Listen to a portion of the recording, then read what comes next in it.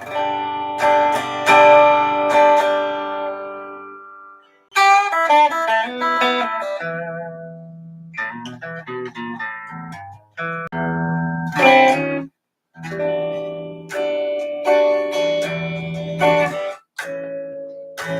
everybody doing tonight? Thank you, Jersey. Appreciate that. So, is everybody doing this fine Wednesday evening? I don't know about where you're at, but the weather here, well, typical Utah weather can't make up its mind.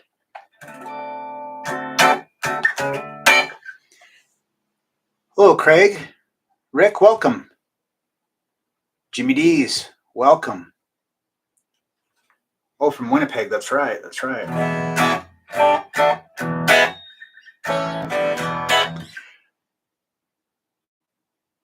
Many X's. Yo, what is up? So yeah, I'd like to welcome everybody out. I thought that we could just do another, kind of casual song lesson like we've done in the past. This time we're going to do a Beatles tune. We Can Work It Out. So this is like a really cool song. It's the tempo's kind of quick on the verse, but it's not too terribly tough to play. And I can show you some kind of alternative ways if you're kind of a beginner to hopefully make it a little bit easier. This is like a really cool song, I think. What I think is kind of weird about it is that the part that Paul McCartney sings versus the part that John Lennon sings, it almost sounds like two different songs that got stuck together. So that's kind of one of the things why I like it, I think. Hello, Win. Hello, Lynn. How's it going? So yeah, so as usual, there is a link in the description where you can download the tab so you can follow along. There's basically just two parts to the songs. We'll cover those two parts, and you'll have a cool Beatles song under your belt. What's cool about learning Beatles songs is that they're good for just learning how to play guitar in general, and they're timeless. Their songs will be like popular forever. At least that's what I think. So yeah, click on that link in the description, get your tabs, and we can dig into this. So have I got anybody here new this evening? And if so, chime in and let me know where you're watching from.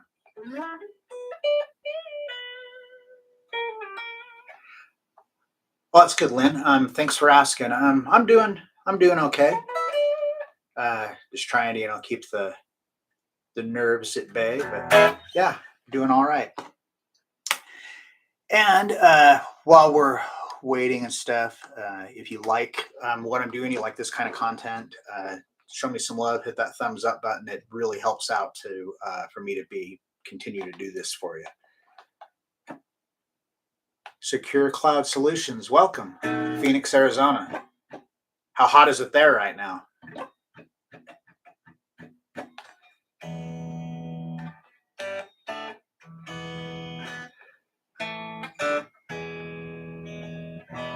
I have a friend that moved from here to Phoenix, and I think he's crazy because it's so 107. Yeah, it was. I don't know. It got up. I don't know, probably in the high 80s today. It had been really hot, and then it got cold. We even got snow, and then now it's back to warming up again. It's supposed to be up in the 80s all over the weekend.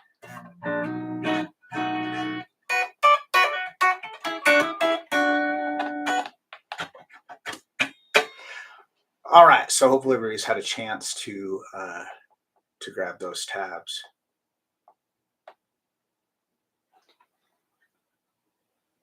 103 last week. Yeah, that's too hot for me. I don't dig the heat. Hello, David. England. Nice. These guys that we're going to learn tonight, they're from England too.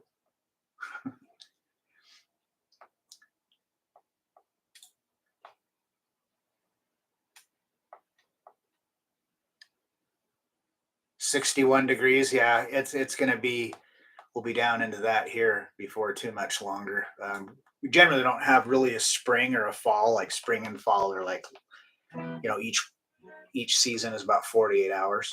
So it'll either be hot and dry or, you know, snow and freezing. All right. So basically, this song, I've got it divided because I've done this just the same way that I've done songs in the past, where it's like we learn the parts, and then once you know the parts, then it's easy to put together. So there's a verse, a chorus, and a bridge section. And I'm just guessing on what to name them. I didn't know what to, because it's not, the song's not put together like your typical song, I guess. I am in Utah, Lynn.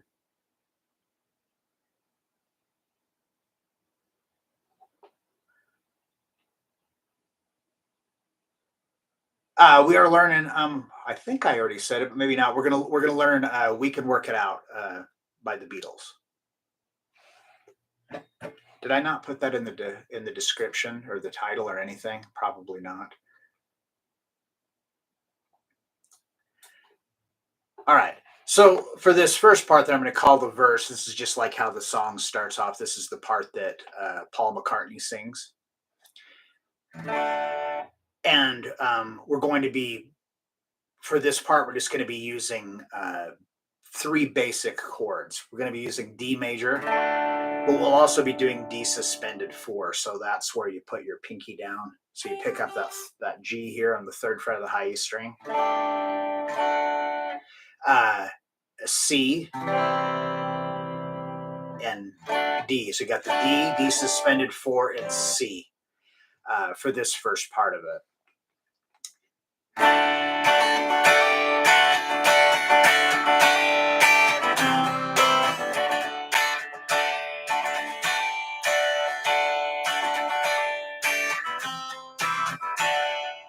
All right, so that's what the verse part is, and I went ahead and played that because I've had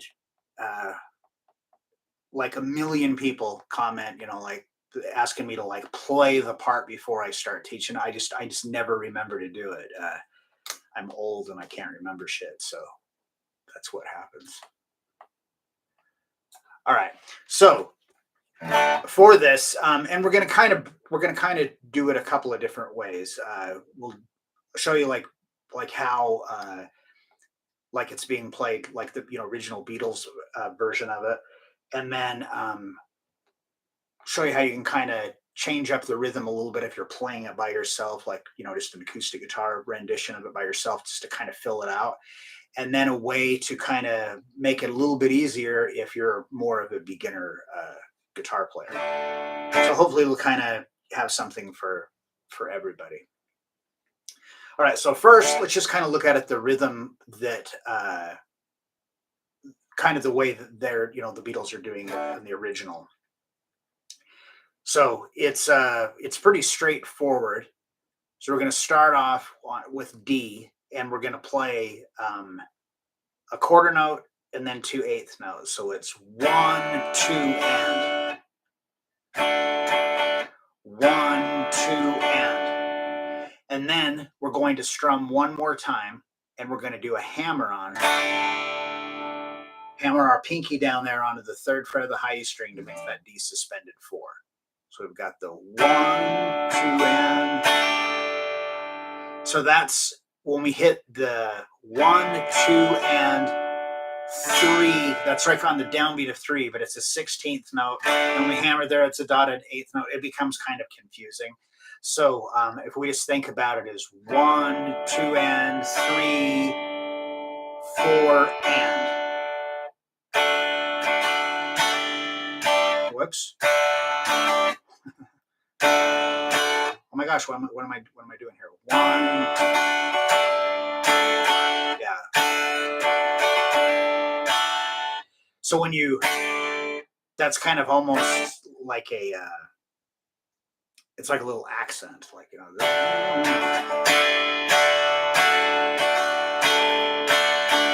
All right, so when we when we switch back to the regular D, that's on the at the end of that first measure, like on 4 and then starting on the second measure, we're still on that chord, and we're going to do basically the same thing again. So we get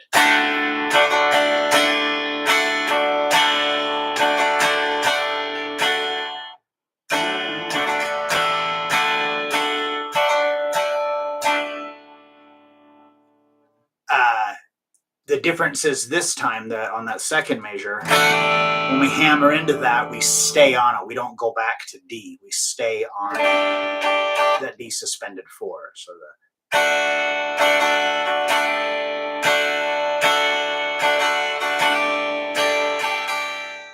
we hammer on,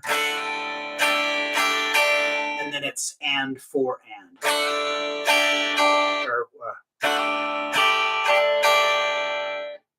so that's the first 2 measures, and that's where it's going to change gears after that. So if you kind of get this rhythm on this first part here, it kind of makes the rest of it a little bit easier because,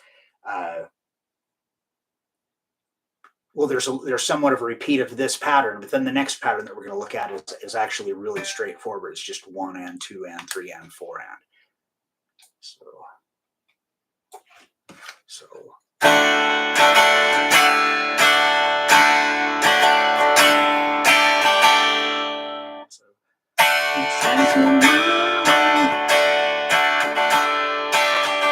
I'm going to switch to a C, and it's like 1 and 2 and to D, 3 and 4 and. So.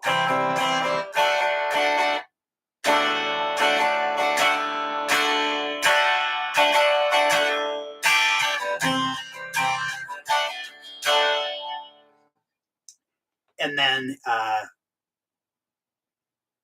well, let's just, let me see here if that's a good.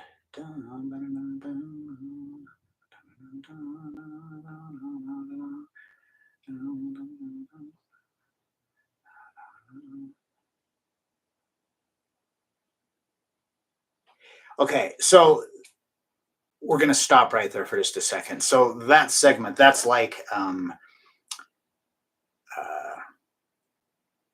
it's not really a riff, but we're just going to think of it like that. That's like the first like little sequence, the first little phrase.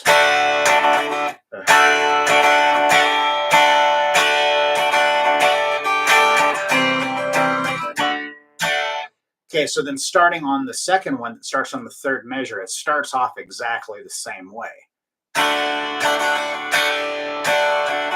But the difference is now is that we do that. Starting on the fifth measure, it's just 1 and 2 and then on the downbeat of 3, we hammer on again and stay there on the D suspended 4. So, whoops.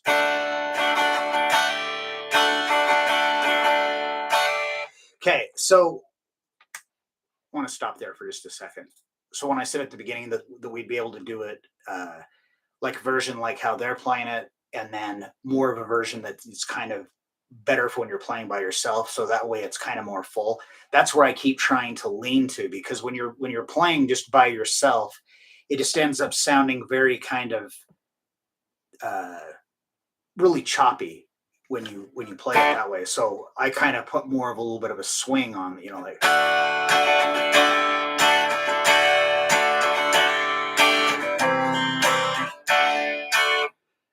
That's like 1, 2, and 3, 4. 1, 2, and 3, 4.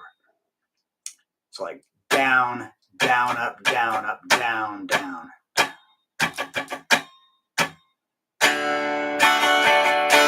There. Put that hammer on.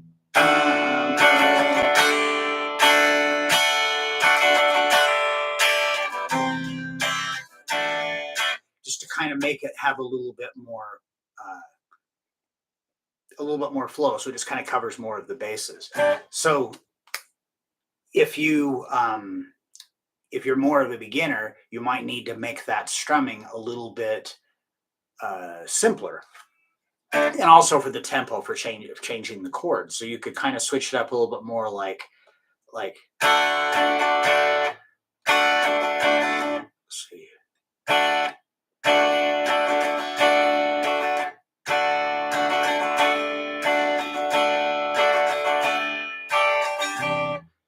Yeah, it kind of takes away from the song. I mean, you could start working with it that way just to kind of get the changes down, so you're making the changes at the correct time, like at the correct, you know, wherever it may be. If the chord changes, like on the downbeat of three, that you're coming in at the right time. So you could just, try to see where you could just do like one strums like that. But the main thing I wanted to show you, for like if you're more of a beginner, is to be able to make the chord changes without having to do stuff like having to switch all the way to a C like that. Because if you're a beginner, that's probably pretty challenging for you to do that. So if you can make the changes where you can keep one finger planted, you don't have to move all of them. It makes it a lot easier. So when we go from the D to C, well, D suspended 4 to C, actually, I guess it is.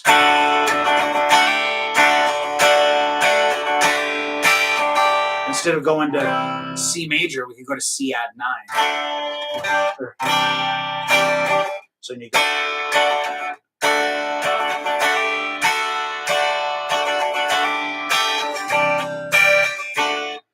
Now, by doing that, we did this before on, actually, I think it was on another Beatles song. But when you make the change from D, your third finger is here on the third fret of the B string. So when you make C add 9, that finger doesn't move; it just stays there. So what you're going to do is basically, if you take your G major shape, for those of you who don't know C add 9, you just take this G major shape and you move your first and second finger up a set of strings. So going from D, that's a lot easier to make that change.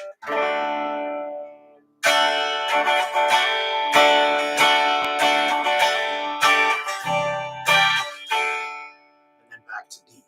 So if if you're relatively new, you could actually just practice making that transition, and it's going to help for a lot of other things aside from the song. One, it's like a really common transition. We did about a month ago. We did like 10 songs that use three chords: D, C, and G, and that's how we did all those changes. We used that C add 9. It's C add 9.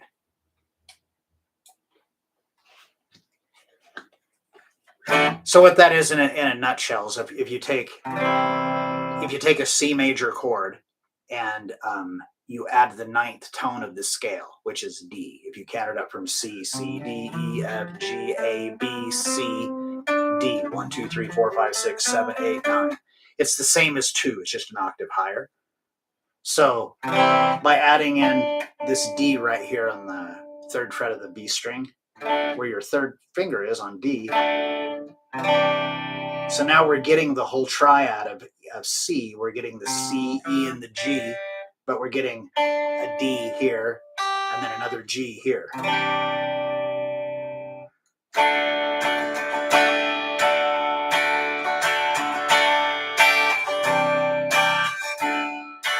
So that's an alternative way you can do it. Now, even if you can play it the other way and you like the way it sounds better with the C add 9, that's cool too.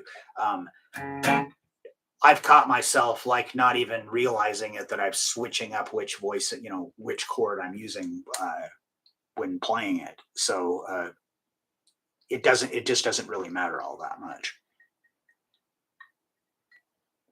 Okay, so the thing that's going to make this nice is that for the next part of the song, which I said I'm calling the chorus, it's like really short. It's just the, we can work it out, we can work it out. It's that part of the song. You're going to be going from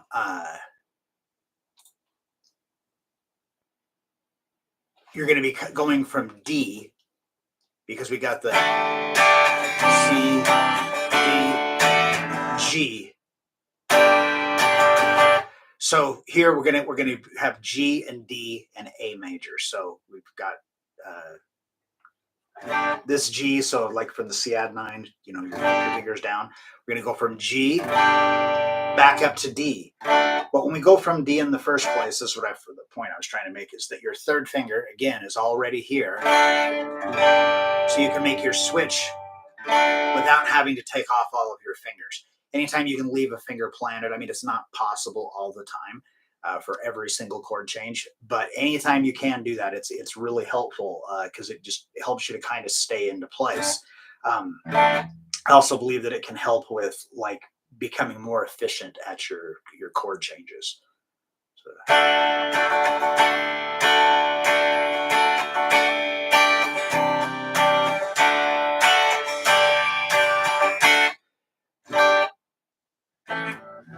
Does that answer your question? And I see you have on your question, you have C9. So C9 and C add 9 are not the same chord. That's a different. A C9 chord would be um, a dominant seventh chord adding in the 9. So if you were going to do C, then you would take a C7 and then put the 9 in there. Sometimes when you get up into chords like that, though, you can't play all the notes, so you end up leaving something off. So like maybe you'll go 1 3, like 1 3, leave out 5 7 and 9. You know, like Hendrix type of chord. So for the strum on this part here for the chorus, it's the way they just got the.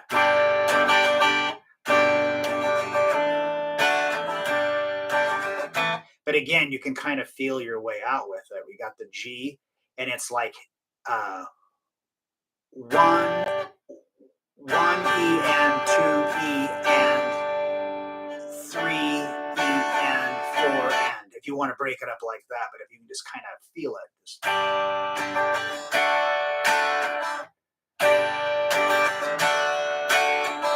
And then it goes back to G again. Then it goes to an A major. So you can do.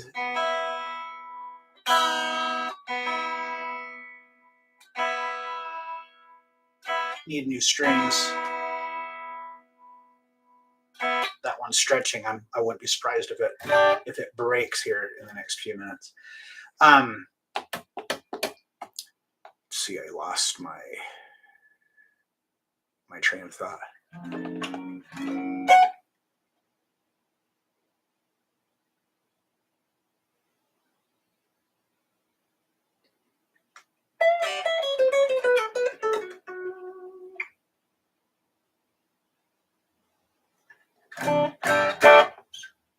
Yeah.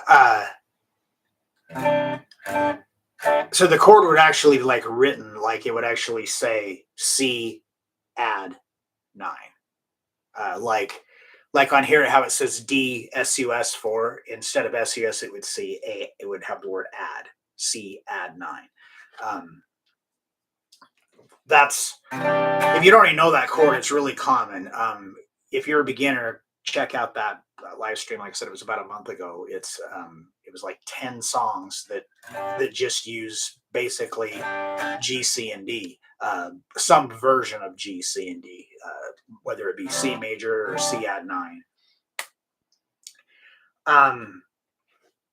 Okay, so when you do this A major chord, I just use one finger. You can do this way if you want, but I just prefer to do it that way.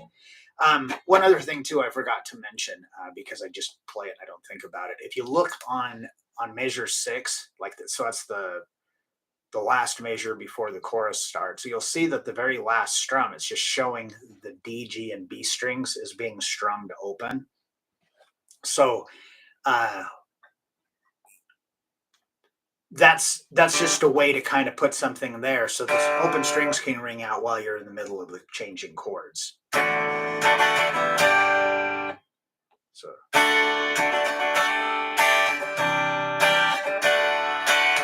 or then I didn't do it.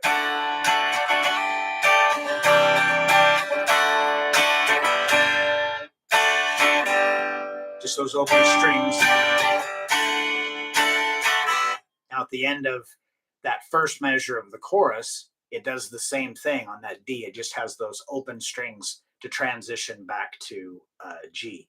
Now, when you're doing it, don't put a lot of like stress and worry about making sure you get all three of those strings. I mean, literally, you could just hit the open first two or three strings. That's kind of how I tend to do things more often than not, is I'll end up hitting the first two or three strings. You just want something in there to kind of take up that uh, moment of space or whatever. Anything else that can kind of help you to keep in time, but then it makes it so when you're changing, you're not hearing just dead, and there isn't like dead silence between chords. I think I did a whole thing on that too, on that whole concept before, probably more than once. um, so I'm calling that like the chorus, but I don't know. I mean, really, I guess you could think about it like the song just has two parts. The verse, which is chorus, would be part of it, and then the bridge section, what I'm calling the bridge section, which is the part that John Lennon sings.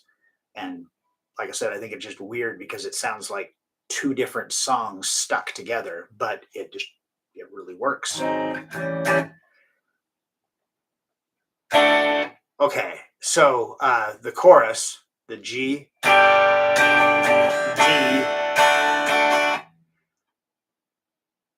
let's see, G, A. Now at the end of A, just showing the D and the G string open, and then back to that D major chord. Well, it repeats; it goes back to the beginning. So yeah, really quick, point that out as well.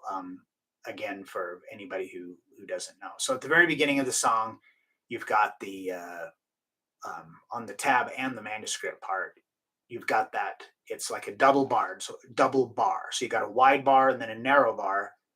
I'm referring up and down, and then a colon after it. And then if you look at the end of measure 8, there's a colon, and now there's a skinny bar and then a fat bar. So that's a repeat. So basically what it's saying is that when you see the first one, like at the beginning of it, everything between the colons gets repeated. So in this case, I'm just having it repeat once, but let's just say it was supposed to go 3 times or 4 times or something. On the end repeat, the one at the end of measure 8, up not on the tab part of it, but on the manuscript part, if you just look above it, it doesn't say on here because you're only repeating it once. But if it was going to be where you were going to play it any more than just the 2 times through, it would say like X3 or X4, X5, whatever, for how many times you're going to play it through. So that's like the first. That's like half of the song. That's like the Paul McCartney part of it. So you got the.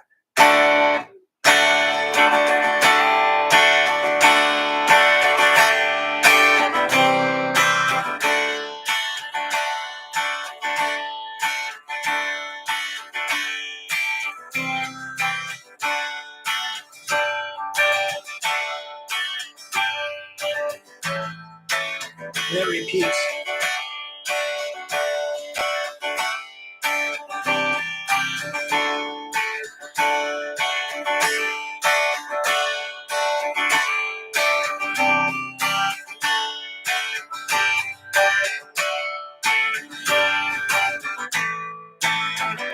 And then it would go into that next part. So before we move on to that next part, does anybody have any questions about this first part of what we went over? We can go over it some more, play it a little bit slower, so you can really try to get that rhythm. So one thing to kind of really help you to get that rhythm, especially if you're playing it, by yourself, is you got to think about that vocal melody. Da da da da da da.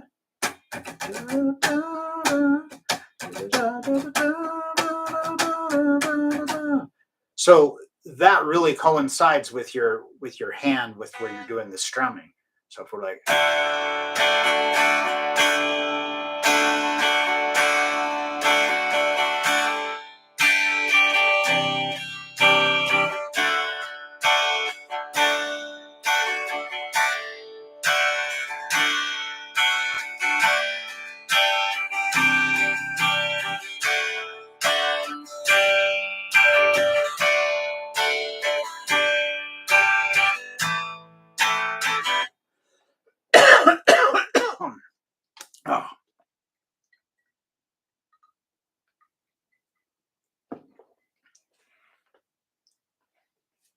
Man, I need a coaster. My cup glass is sweating all over the place.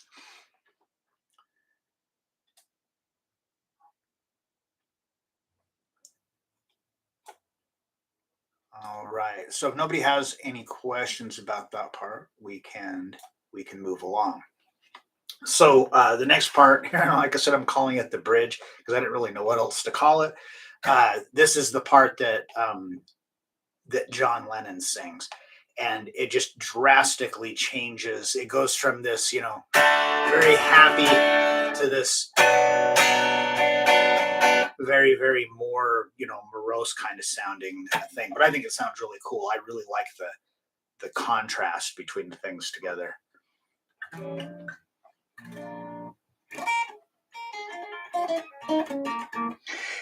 Uh, it's actually so it'll be the beginning of the repeat is a skinny bar, wide bar, so it's a double bar. But one of them's narrow. The first one's narrow, the second one's thick, and then a colon. So that's the beginning of the repeat. And then when you get to where the end of the repeat is, the colon will come first. Colon, then the fat line, and then the or excuse me, the skinny line, and then the fat line. So it's fat, skinny, colon, colon, skinny, fat. I think I may have said that the line. I think I may have said it first, skinny, and then thick. I meant the other way around. I hope that makes sense. I wish there was. Well, I know there's a way because I've seen other people do it. I just don't know how to do it. If there was a way that I could like just pull this music up like on the screen so I could like point at stuff, that would be like really helpful. But that's why I just say it's at this measure and that measure. Okay, so this part here can be challenging if you're a beginner because it's bar chords. So if you're looking at it, you're probably already scared because you've got like B minor slash A, B minor slash G, B minor slash F sharp. They look worse than they really are. So the thing that is kind of easy about this is that we've got B minor and then the rest of the chords are majors. So we've got the B minor rooted on our A string. So I've got my first finger just barring across the second fret of the first 5 strings. Then my second finger is on the 3rd fret of the B string. My 3rd finger is on the 4th fret of the D string. And my 4th finger is on the 4th fret of the G string. So if you just look at the shape that I'm doing just with these 3 fingers, it looks like A minor. We just moved it up, so that's why we're having to bar. Okay, so we've got that shape, and the thing that's nice now is that the next shape we're going to is a major shape that's rooted off of the low E string. So you've probably already done this before or noticed this, maybe you haven't. But if you take like A minor, and you just move that shape down one set of strings, it's E major. It's the same shape, but instead of being starting on the A string, 2nd fret, D string, 2nd fret, G string, 1st fret, you just move it up so you're on the 2nd fret of the D string, 2nd fret of the G string, and 1st fret of the B string to make A minor. So the same thing applies to this bar chord. If I take these fingers and I move them down a set of strings, but I also need to move my finger so I'm barring one more. Since this is an F sharp, this would be F sharp major. So for this part here, we're going to be able to do this easy change. So I'm just going to go ahead and play it because, again, I have this habit. I'm trying to break this habit of not playing the part before we go over it. So this, like I said, is the part that John Lennon sings.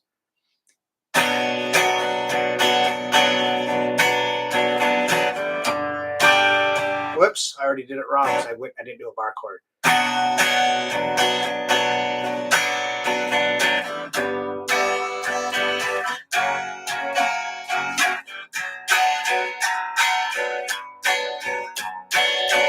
Okay, so that's not as bad as it might look. So let's first just do this first part. So we've got that B minor chord. So we've got 1 and 2, 3 and 4. And again, it's really better if you just kind of feel it out. Life is very short, and there's no time. So the first two measures is B minor. So it's this shape.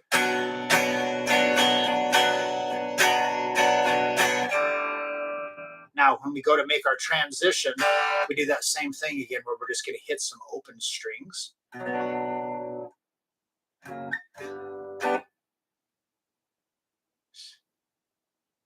Thick, thin. Yes, that is correct. That's the beginning of the repeat, and then the end of the repeat, it's just the opposite. Colon first, thin line, then wide line. If you're interested in this kind of stuff, if you go onto the channel into the live streams, you're gonna have to go back like a year or more. But you can just search it by the title. It's Boring Music Theory That Everybody Should Know or Everybody Should Learn. I go over all of that kind of stuff in there. It's not the most exciting subject for a lot of people, but it's really good to know. Okay, so when we go from B minor, we're gonna do that open string thing when we switch to G.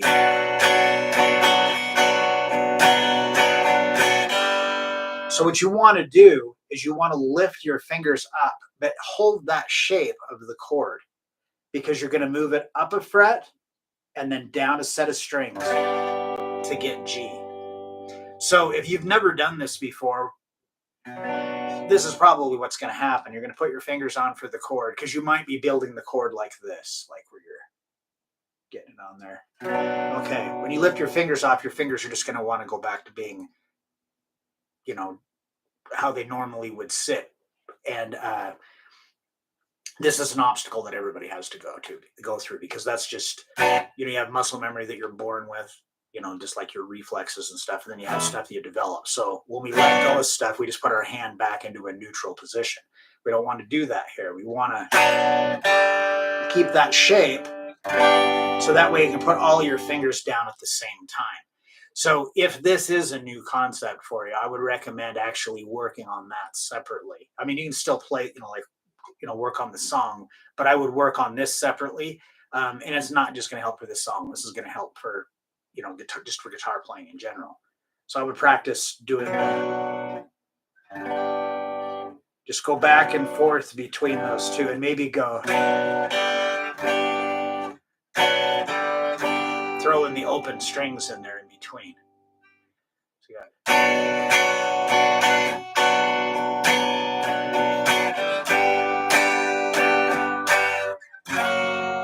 Then it goes to F sharp. So all we have to do is take this shape and move it down a half step. And it's in a really kind of a weird place. We're switching to F on the and of 4. So you got 1 and 2, 3 and 4, 1, 2 and 3 and 4, and 1 and 2, 3 and 4, and 1, 2, 3 and 4, and the open strings again from there. So.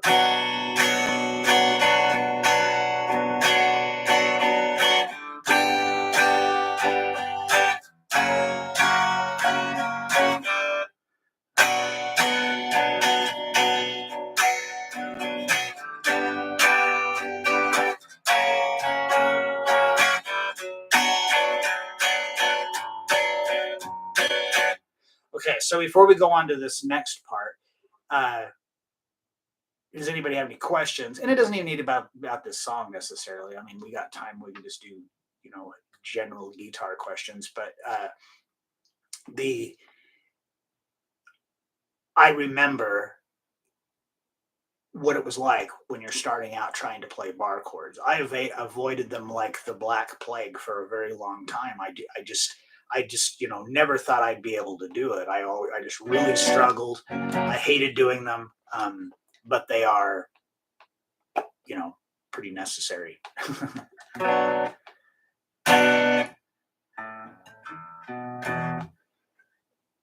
Not what, Jersey?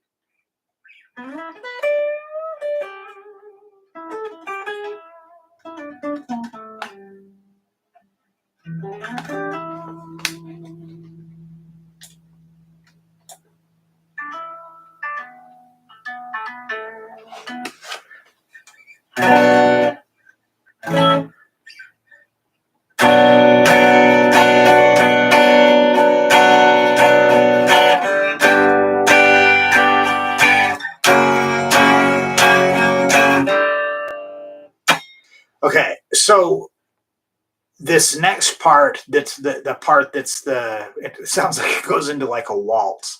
This is like 1 2 3, 1 2 3, and it has slash chords in it. So we've talked about these before, but again, for anybody who doesn't understand. So if you look at that, we're at the very last two measures of the transcription, measure 13. It shows there's B minor, and then halfway through the measure, it says B minor slash A. So, and then you go on to the next measure as a B minor slash G, and then a B minor slash F sharp. So, what a slash chord is in this case, B minor. So, we know that we're playing a B minor chord, and then the letter after the slash is what our bass note is going to change to. So, typically, if you're playing B minor, your bass note is B, right here on the second fret, right, of the A string. So to make B minor over A, all we do is make it so the first string, or excuse me, the A string is open. And then B minor over G, you're going to use your first finger to pick up the third fret of the low E string. So in a sense, this actually kind of makes it like a like a G major 7, like a jazz chord voicing. Now, you could do it with your thumb. I'm really awful at trying to do stuff like this with my thumb. So if you can get the same sound results from what with your thumb from how I'm going to show you to do it with your finger, it's totally fine to do it that way. So we've got like I said, this is broken up into a thing where it's like 1 2 3, 1 2 3, 1 2 3.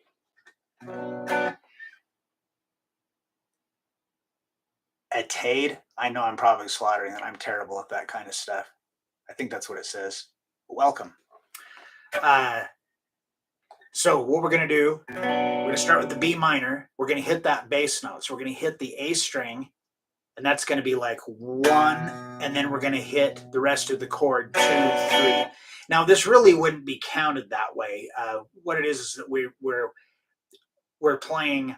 It's 4/4 time, but we've got six quarter notes, and it's broke down into it's mathematically broke down so that way. I mean, it looks like, well, it shouldn't make any sense, but this is what it's going to sound like.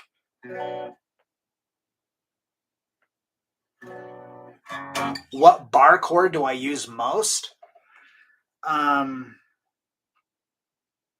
I don't know if there's really one that, if you're just asking me like personally, I really like the minor 7. I mean, there's some chords like B minor. There really isn't an alternative way to play it aside from playing a bar chord. It's not like, where you can play A and D and C and all those with open chords. It's really the only way you could do it. You could play it there. You could play it here just with the moving the root note from the A string um, to the low E string. And these shapes are neat because you can move them around. No matter, if we take this one here that we're doing that's B minor, and I moved it up here, now it's E minor because this is an E. So it'd be a D minor. You can move them around. But those are the shapes. I really like the sounds of the ones rooted on the A string more than the low E string. Just my personal opinion.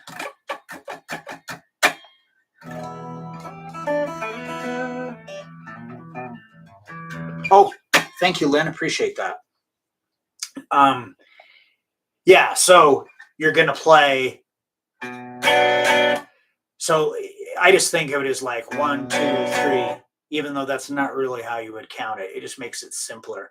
Often, if you've followed me at any time at all, you know that I often will do that. I will count stuff not exactly the way that it's like, theoretically shown, but in a way that just makes it all come out the same, but it just makes it kind of easier to understand and to count along.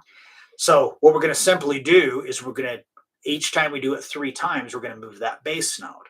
So we got the, whoops. Then we're going to go to the open string.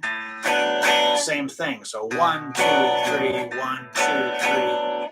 Then we're going to pick up that 3rd fret, that G here on the 3rd fret of the low E. And then finally, the F sharp on the 2nd fret. And then what's nice after that is you just come right back up because it goes right back into B minor. So that whole part is like,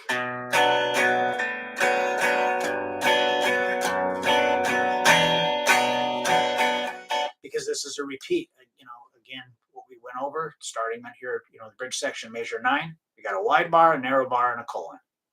Then we get down to on measure 14, we got a colon, a narrow bar, and a wide bar. So that's the repeat. Because they're, life is really short, and there's no time.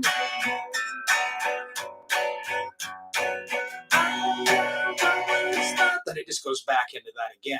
And then when it gets to the end of it,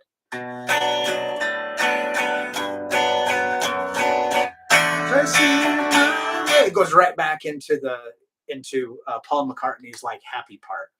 So I just think that's really cool. It's the kind of the same thing that they did on A Day in the Life.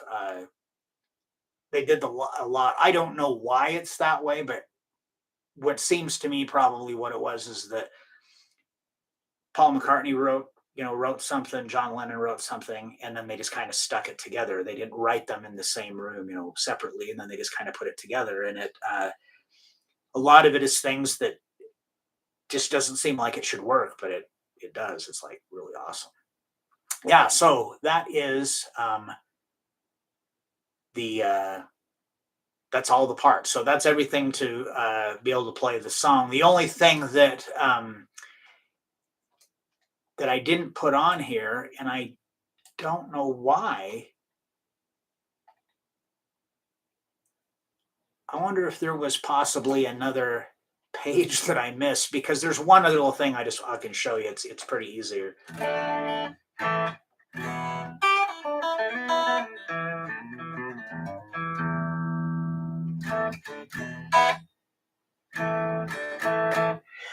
Which part is above your skill level, Jersey?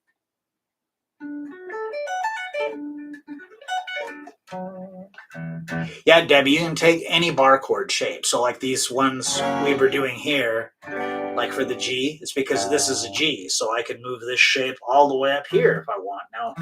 Now it's an E.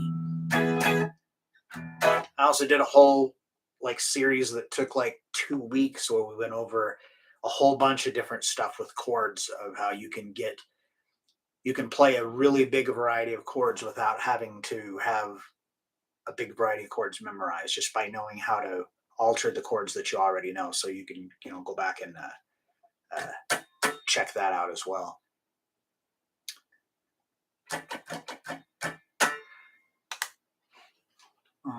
Oh yeah, so that last part, it's at the end of the song. They just kind of do that 1 2 3 1 2 3, but they do it with D. It's like 1 2 3 1 2 3, something like that at the very end. So there may have been one more measure on this that I missed when I had to convert it over to that weird format. Okay, so yeah, that's it. That's basically all the parts. So does anybody have any questions about any of it, or just any guitar related questions in general?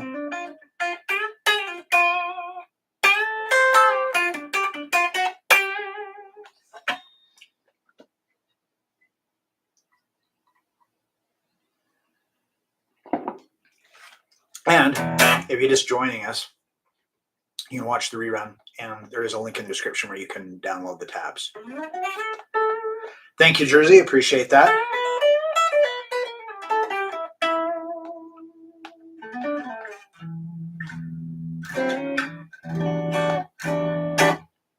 All right. Well, yeah. If you like the content that I'm doing, it'd be super cool if you hit that thumbs up button. It does that whole YouTube algorithm thing that everybody always talks about, but mostly it just let me try to get this stupid thing to focus. Mostly it just makes there it goes. Um, this isn't my channel. I just work here, so it just shows them that I'm doing a good job and I'm doing stuff that you guys like and are wanting to do. And that being said, if anybody has any suggestions, anything that you'd like to see covered or whatever, leave a comment. Yes, I do. I do private lessons. Um, oh, thanks, Rick. I appreciate that.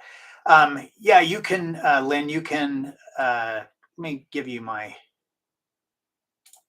Uh,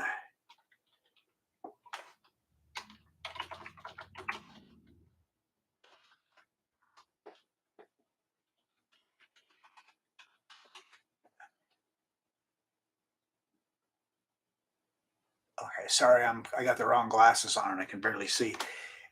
There's my email address. You can shoot me an email. I do lessons uh, over through Google Meet. So your lesson it would actually look pretty much like this. Um, but yeah, I have openings and everything, and that goes. If anybody's interested or whatever, and I have openings like all different hours. So even if you're like in a different time zone, we can work something out. You are most welcome, Lynn. Thank you. I really appreciate you. You have been being here, and all you guys that are here all the time. Rick and Jersey, Crit. I don't think Crit made it tonight. Uh, but yeah, I really appreciate that. So if sorry, the train of thought derailed. It's been a long week. My son started back up in college, like having to actually go to the campus, and so I've been having to kind of adjust to a new schedule again. All right. Well, thank you. Thanks, Jersey. Thanks everybody for coming out. I really appreciate it. Like I said, if you like the content, hit that thumbs up button, subscribe to the channel, hit that notification bell. You know the drill. Everybody says it. We do. Oh, thank you, Debbie. I really appreciate that. And you're most welcome. You see, I can't walk and chew gum at the same time. As soon as I start looking at the over at the chat, then I forget what I'm talking about. And half the time I don't even know what I'm talking about anyway, right? But yeah, thanks everybody. I really appreciate it. Aside from the live streams, that's what I was saying. Besides from the live stream, we got like regular, YouTube lessons, and now I'm starting to do shorts. I've done 3 or 4 shorts. Going to be doing a lot more of those. So yeah, subscribe, check it out, all that good stuff. But thanks everybody. Really appreciate it, and I will catch y'all next week. Hope everybody has a good, safe week and a super cool weekend. Peace out, everybody.